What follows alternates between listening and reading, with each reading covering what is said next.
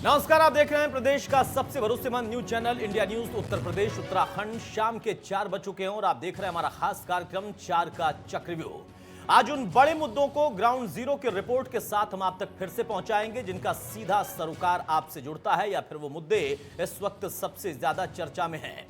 हमारे साथ लखनऊ से हमारे सहयोगी विजय मिश्रा जुड़ेंगे जो कि विपक्षी पार्टियों के विरोध प्रदर्शन को लेकर जानकारी देंगे। इसके साथ ही बुलंदशहर से पुनीत शर्मा हमारे साथ होंगे जो कि प्रवासी मजदूरों को घर तक पहुंचाने की आड़ में ना सिर्फ लूट की जो हकीकत है वो दास्तान बताएंगे, बल्कि कैसे वहां पर एक एक व्यक्ति के नाम पर कितना किराया पीएम केयर फंड से वसूल लिया गया और उसके लिए बकायदा बैकअप भी तैयार कर लिया गया कि अगर कल को खुलासा हो तो ठीकरा किस पर फोड़ना है। उधर बाराबंकी में हमारे साथ एचआर शुक्ला जुड़ेंगे जो कि किशोरी के साथ हुए गैंगरेप पर आरोपियों की गिरफ्तारी को लेकर अपडेट देंगे। हम शुरुआत करते हैं सबसे पहले खबर की जो कि मसला आज का सबसे ज्यादा सुर्खियों में है। बेरोजगारी और किसानों की अन्य समस्याओं को लेकर विपक्ष आज पूरे देश भर में विरोध प्रदर्शन कर रहा है। विपक्ष ने केंद्र सरकार पर निशाना साधते हुए कहा है कि सरकार हर मोर्चे पर फेल साबित हो रही है। सरकार को आम आदमी की परेशानी से कोई लेना देना नहीं है। यही वजह है कि सरकार अपनी मनमानियां लोगों पर थोपती जा रही है और इसका खामियाजा सरकार को आने वाले समय में भुगतना पड़ेगा। बता दें कि आज प्रधानमंत्री नरेंद्र मोदी का जन्मदिन भी है और पीएम के इस जन्मदिन पर विपक्ष बेरोजगारी दिवस के तौर पर इसको मना रहा। वहीं बेरोजगारी के खिलाफ छात्रों और युवाओं ने भी सड़क पर उतरकर विरोध प्रदर्शन किया है। इस दौरान प्रदर्शन कर रहे लोगों पर पुलिस ने कुछ जगहों पर लाठीचार्ज भी की है। पूरे देश में विपक्षी पार्टियों का विरोध और उसकी तस्वीरें खुलकर सामने आई। एक तरफ आज प्रधानमंत्री का जन्मदिन है, तमाम जो अलग अलग पार्टियों के शीर्ष नेता हैं वो उनको जन्मदिन की शुभकामना तो दे रहे हैं, लेकिन उनके पार्टी के कार्यकर्ता सड़कों पर उतरे हैं ये कहते हुए कि किसी का जन्मदिन तो है लेकिन आज का दिन बेरोजगारी दिवस के तौर पर हम पहचाने और माने तो ज्यादा बेहतर है। हमारे साथ हमारे सहयोगी विजय जुड़ चुके हैं, उनसे बात करते हैं। विजय, जहां शुभकामनाओं का दौर भी है, प्रधानमंत्री के जन्मदिन पर बीजेपी सेवा सप्ताह के रूप में मना रही है, कई कार्यक्रम आयोजित किए गए, दिव्यांगों को ट्राईसाइकिल हो या फिर कृत्रिम उपकरण हो वो दिए जा रहे, कहीं वृक्षारोपण हो रहा, लेकिन उसी बीच में विपक्ष कई जगहों पर आज इसको बेरोजगारी दिवस के तौर पर मना रहा। मतलब शुभकामना भी है, साथ में कटाक्ष और व्यंग भी है।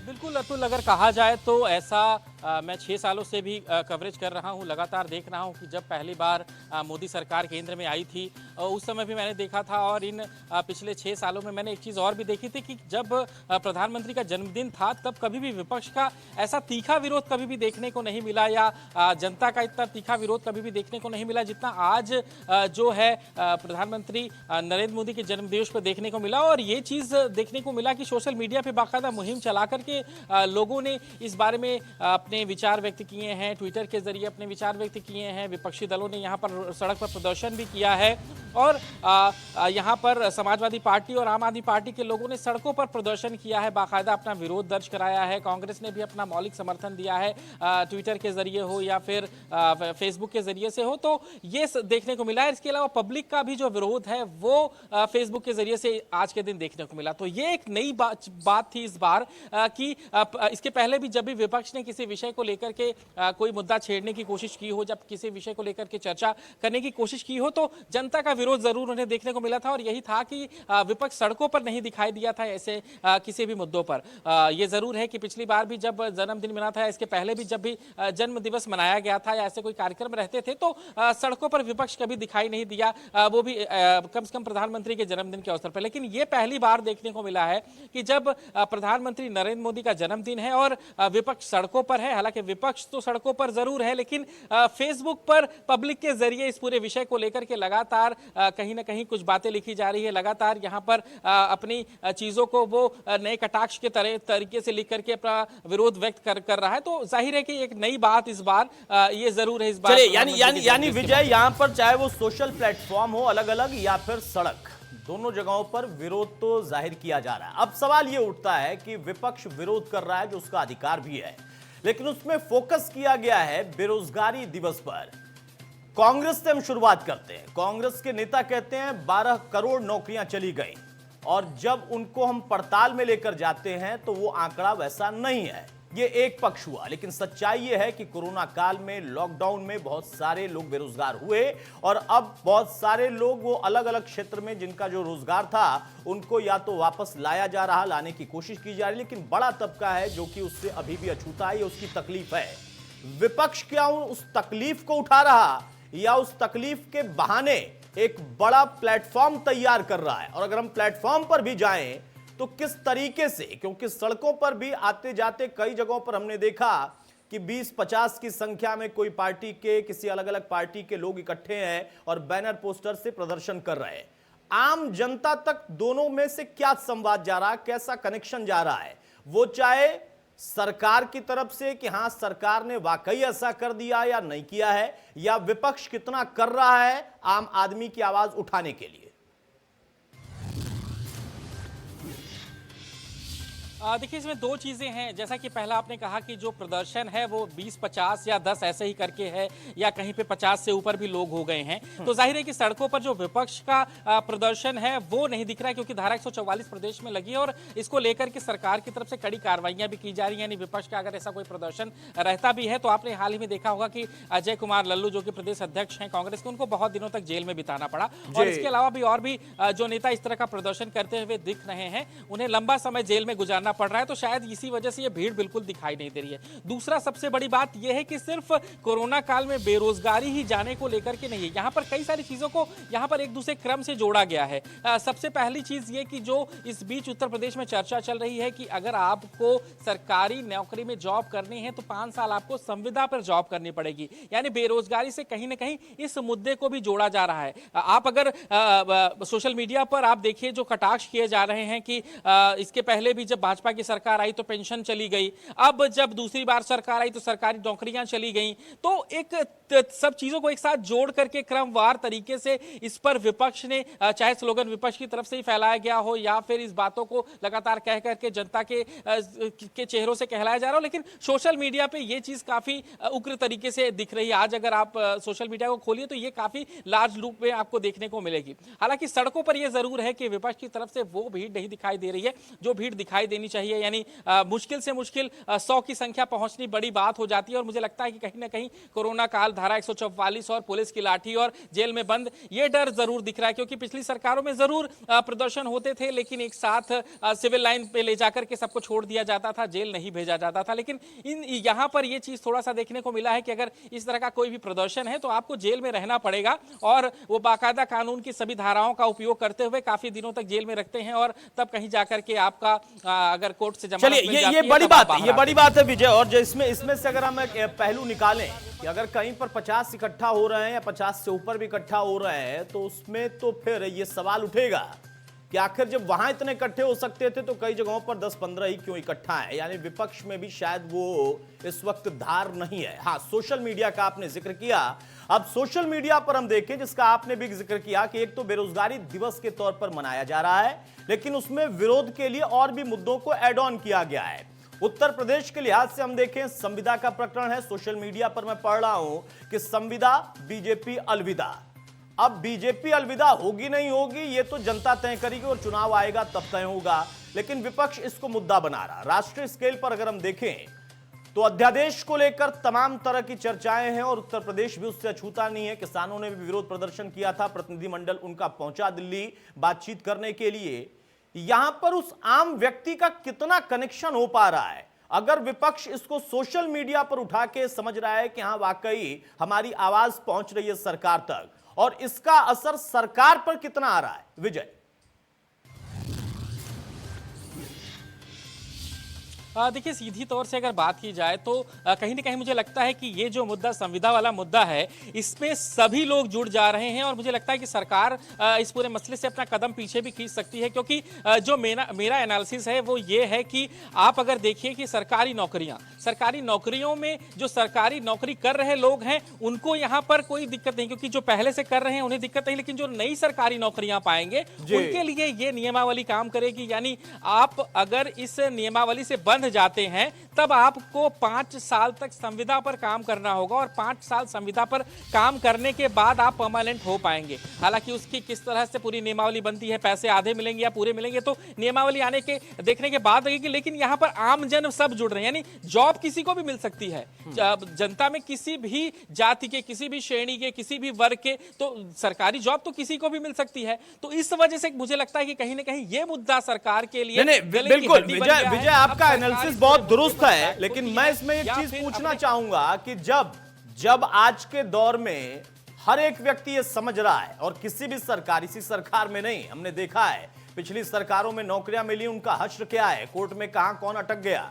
तो जब एक व्यक्ति तक ये बात पहुंचती है कि वैसे ही नहीं मिल रही सरकारी नौकरी, बीजेपी कहीं इस स्ट्रेटजी में तो नहीं है कि कम से कम एक संविदा की प्रक्रिया को हम शुरू करके नौकरी देना शुरू करें और फिर आगे कैसे क्या करना है वो अलग व्यवस्था है। अगर ये मैसेज भी आम जनता तक गया तो एक आम व्यक्ति के लिए तो कम से कम नौकरी का तो ऑप्शन आएगा। जहां कुछ नहीं था वहां संविदा पर 5 साल तो शुरुआत होगी।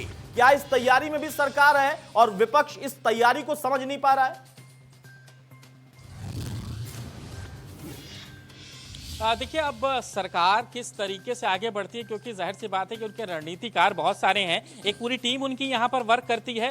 यहीं पर ही यहाँ पर विधानसभा के ठीक सामने उनका कार्यालय है और फर्स्ट फ्लोर पर करीब 100 के आसपास लोग बैठते हैं जो इस पूरी रणनीति को तय करते हैं। इसके अलावा दिल्ली में भी बहुत सारे लोग हैं जो उत्तर प्रदेश की राजनीति में चाहेंगे कि भाजपा रहे, क्योंकि यहाँ से उनकी दिल्ली की कुर्सी जो है वो बची रहती है। तो वो इन सब चीज़ों पर जरूर एनालिसिस कर रहे होंगे और आरएसएस संगठन भी इस पूरे मुद्दे पर बड़ा ही मदद करता है भाजपा को। उनके लोग जो हैं वो जन जन तक, यानी वो हर चाय के स्टॉल तक आरएसएस का व्यक्ति पहुंचता है। यानी कहा जा सकता है कि जमीन तक पहुंचने का एक जरिया, या जो काम करने के जो लोग भाजपा के पास है, जो संगठन भाजपा के पास है, वो विपक्ष के पास नहीं है। तो मुझे लगता है कि वहां से वो जरूर इस पूरी चीजों को लेकर के संगठन तक पहुंचाएंगे। लेकिन क्या एनालिसिस निकलता है, भाजपा इस पूरे मामले को लेकर के क्या फाइनल डिसीजन लेती है। लेकिन अभी इस पूरे मसले को लेकर के चाहे कर्मचारी संघ हो चाहे जनता हो, उनका विरोध बिल्कुल है और एकदम साफ और ठीक है, उनका विरोध है। अब देखना है कि मुद्दा विपक्ष इसको कितना बना पाता है और सरकार पर इसका कितना असर जाता है, या फिर जैसा मैंने पूछा कि हमने पिछले कई सालों में देखा है कि बीजेपी की मौजूदा जो रणनीति रही है प्रदेशों में या देश में, वहां पर उनके उठाए मुद्दे पर ही विपक्ष खेलता रहता है। यानी पिच उनकी होती है, खेल वो खिलाते हैं और बाद में वो मुद्दा विपक्ष के लिए ही गले की काट बन जाता है। अब यहां पर एक और मसला, कांग्रेस प्रदर्शन कर रही, समाजवादी पार्टी बहुत सक्रिय है और सब मिलकर बेरोजगारी दिवस मना रहे। मुझे लगता है कि एक पार्टी को रोजगार कम से कम उत्तर प्रदेश में जरूर मिला है राजनीतिक तौर पर। आप समझ रहे होंगे मैं किसका जिक्र कर रहा हूं, आम आदमी पार्टी। वो भी बहुत हमलावर है आज, उनको उनके कार्यकर्ताओं को कम से कम रोजगार मिला है बेरोजगारी दिवस में।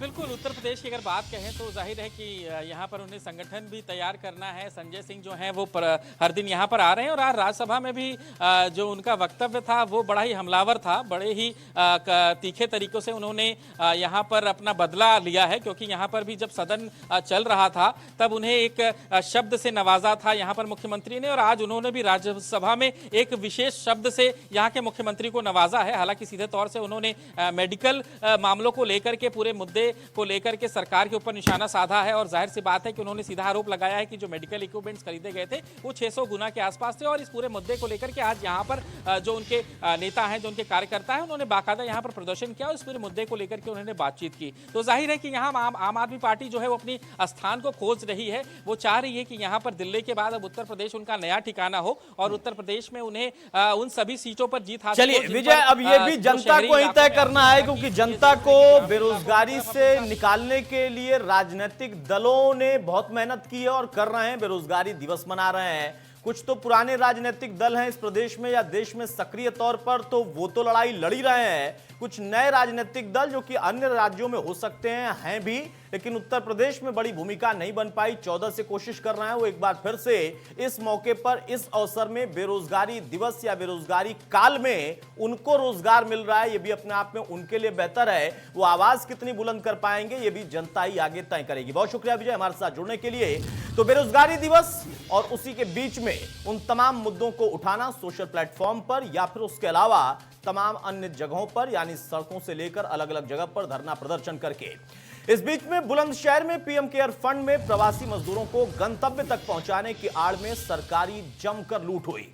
बुलंदशहर से 11 मई 2020 से लेकर 18 मई 2020 तक यानी 8 दिन में 30,075 प्रवासी मजदूरों को यूपी के बॉर्डर तक या उनके गंतव्य तक 964 यूपी रोडवेज की बसों से भेजा गया था।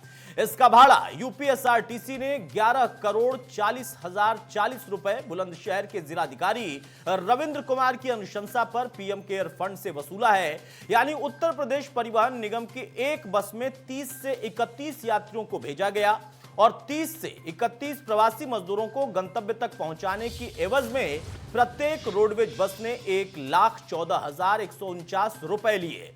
यूं कहें कि यूपीएसआरटीसी ने बुलंदशहर से गंतव्य तक प्रत्येक प्रवासी मजदूर को पहुंचाने का किराया लगभग 3,658 रुपए वसूला है। हालांकि यह मजदूरों से नहीं वसूला गया, लेकिन इसको रियम्बर्स कराया गया पीएम केयर फंड से। यह किराया ट्रेन के एसी कोच और रोडवेज की एसी बस से भी कई गुना ज्यादा है। साधारण रोडवेज बस किराए से कई गुना तो ज्यादा है ही, या अगर एक और अच्छे शब्द में कहें कि फ्लाइट से भी या फ्लाइट के बराबर है, कम से कम इतनी दूरी के लिए। अब सवाल यह उठता है कि यह किस तरीके से किया गया, कैसे किया गया। इस मामले में एसआरएम धीरज सिंह पवार उन्होंने अपने तर्क भी दे दिए। हमारे साथ पुनीत हमारे सहयोगी जुड़ चुके हैं। पुनीत, पीएम केयर फंड को लेकर हमने कोरोना काल में राजनीतिक आरोप प्रत्यारोप देखे थे, राहुल गांधी ने सवाल खड़े किए थे। आज यहां पर एक सवाल अधिकारियों के इस कारगुजारी से खड़ा हो रहा है। मजदूरों से पैसा नहीं लिया गया, चलिए मान लिया, लेकिन पीएम केयर फंड में तमाम लोगों ने, आम जनता ने पैसा दिया था कोरोना से निपटने के लिए, खर्चों पर उसे खर्च करने के लिए। अधिकारियों की नजर वहां भी गड़ गई। एक एक आदमी को 3,500 हजार में भेज दिया इतनी ही दूरी में।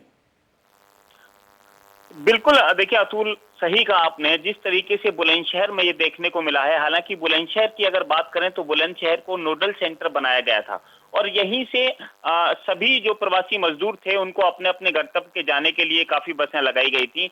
11 मई से 18 मई तक यानी 8 दिन में 30,075 प्रवासी मजदूर बुलंदशहर से अपने अपने गंतव्यों को भेजे गए थे। साथ ही अगर बसों की बात करें तो यहाँ 964 बसों को लगाया गया था जिनसे भेजा गया था। अगर इन टोटल का मामला बात करें तो 11 करोड़ 40,40,000 रुपए यूपीएसआरटी से जिलाधिकारी ने पीएम केयर फंड से इनको वसूला गया है, जो कि एक अगर कैलकुलेशन किया जाए तो ये लगभग एक प्रति यात्री से 3,658 रुपए ये बैठता है, जो कि एक कहीं ना कहीं बड़ा सवालिया निशान है।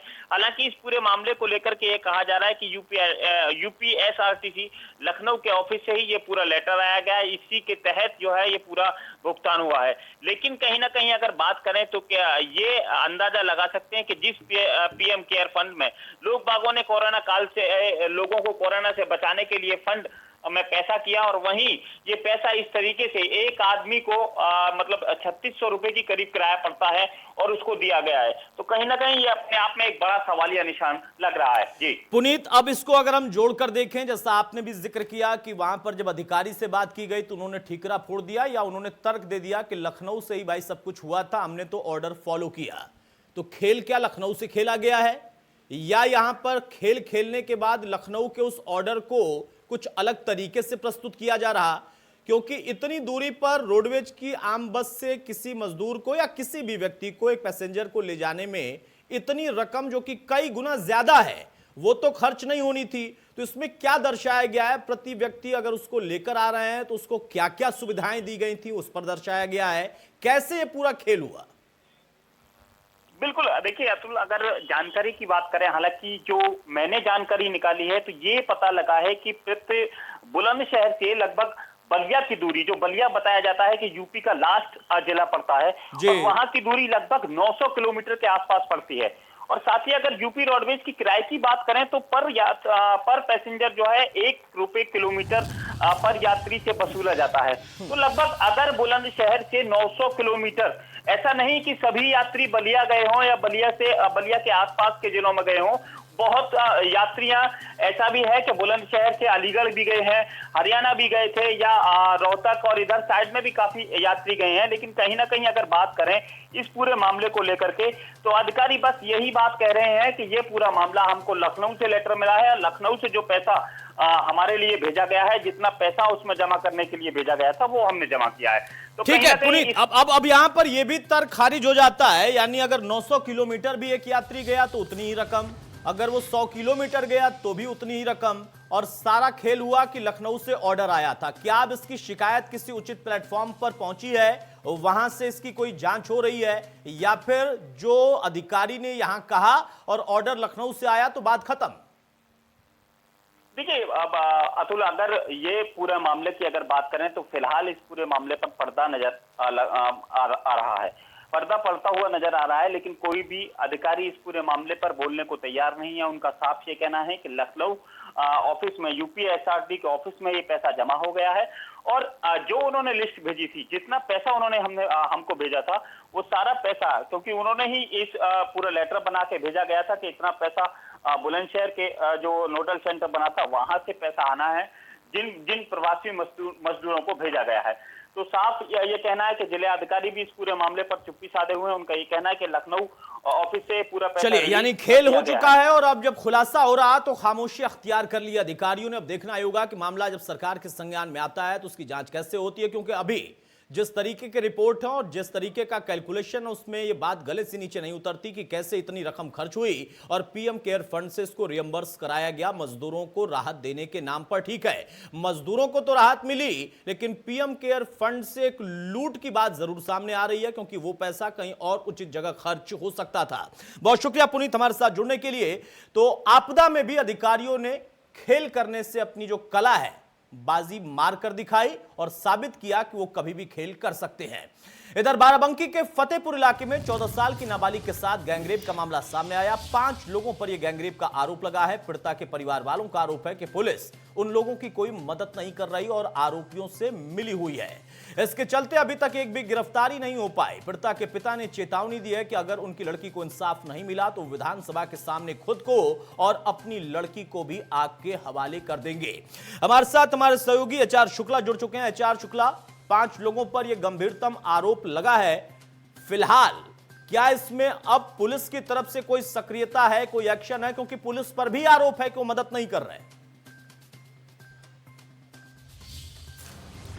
शायद इस वक्त मेरा संपर्क एचआर शुक्ला से नहीं है, लेकिन अभी इस वक्त आपको बता दें कि सुरक्षित नहीं है बेटियां, ये बात विपक्ष भी उठा रहा है मुद्दा। और यहां पर एक मामला सामने आया जिसमें एक लड़की ने, उनके परिवार का आरोप है कि गैंगरेप किया गया, और उसमें गंभीरतम बात यह है कि उस पूरे गैंगरेप की घटना में पुलिस कोई कार्रवाई नहीं कर रही, उल्टा पुलिस उन लोगों से मिली है जिन लोगों पर यह आरोप लगा है। अब इसमें तीसरी बात जो कि चेतावनी के तौर पर परिवार ने दी है, पिता ने दी है, उनका कहना है कि अगर उनको न्याय नहीं मिला, उनकी बच्ची को न्याय नहीं मिला, तो वो खुद की और अपनी बच्ची की भी जान दे देंगे और खुद ये इसके लिए विधानसभा जाकर उसके सामने अपनी जान देंगे। 14 जून 2020 समय करीब 8 बजे शाम का हम टट्टी फिर के वापस आए डेरान के पीछे से हमारे गांव के 5 लोग आए के हमारा मुँह दबाए थे और फट्टा लगाए के हमका झाड़ी में घसीट ले गए। सब लोग मिलके बारी बारी से हमारे साथ बुरा काम करें और साहब हमका धमकी दिन कि अगर तुम घर में या गाँव में कोई बताइए तो तुमका तुम्हारे बाप का जान से मार देगा। मेरी लड़की शौच के लिए घर से बाहर 14 जून 2020 को शाम के करीब 8 बजे घर से बाहर शौच के लिए गई थी, और वहाँ कुछ लोगों ने मिल के मेरी लड़की को झाड़ी में खींच के लेके गए, और 3 जन बाहर खड़े थे, 2 जन हाथ पैर पकड़ के वहाँ बारी बारी से गलत काम किए। और सर उसके बाद में जब हम थाने के चक्कर लगाना शुरू किया, किसी ने हमारी रिपोर्ट दर्ज नहीं की। इससे बहुत परेशान होकर सर हम कम से कम 5-6 दिन के बाद हम बाराबंकी कोर्ट आए। जब सर हम यहाँ सब कुछ अपना कहा सुना, तब उन लोगों ने हम पर दबाव बना के घर जला देंगे आपका, और आपकी लड़की को मार देंगे, आपको साथ में भी मार देंगे। बहरहाल तो मामला गंभीर इसलिए हो जाता है क्योंकि एक तरफ एक आरोप लगता है, उसमें कितनी सच्चाई है, लेकिन उसकी पड़ताल होना चाहिए। पड़ताल करने के लिए पुलिस को ही सक्रिय होना होगा, लेकिन उल्टा अगर पुलिस पर ही आरोप लग जाए और अधिकारी कुछ कहने से बचे तो फिर मामला जरूर संदेहास्पद दिखाई देता है। फिलहाल 4 का चक्रव्यूह में आज इतना ही। नमस्कार।